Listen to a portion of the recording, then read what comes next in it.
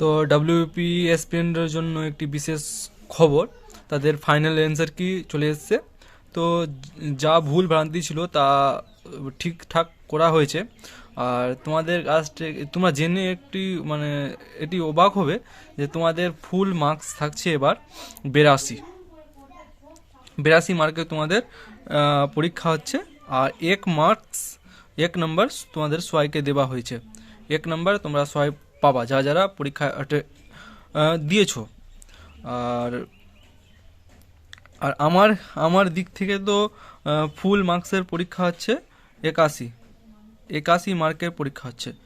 আহ, এবার কি কি ভুল হয়েছে বা কোন কোন কোশ্চিন তোমাদের চেঞ্জ হয়েছে তা তোমাদের এখন ফাইনাল তার ভিডিওর মাধ্যমে তোমরা বুঝতে পারবা। তো শেষ অবধি ভিডিওটি দেখো।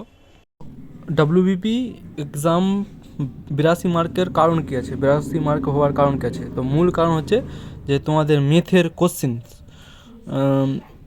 81, 82 আর 83 এই সম্পূর্ণ বাদ হয়ে গেছে। তো ভেন্ডাগ্রামের যে উত্তরটা নিয়েছে, এই ভেন্ডাগ্রামটা ভ্রমণকারী ট্রেন ও বাস, তো এই ভেন্ডাগ্রামটি হবে। তো এটাই হতোই ফাইনাল অ্যান্সার কি যা ঠিক নিয়েছে।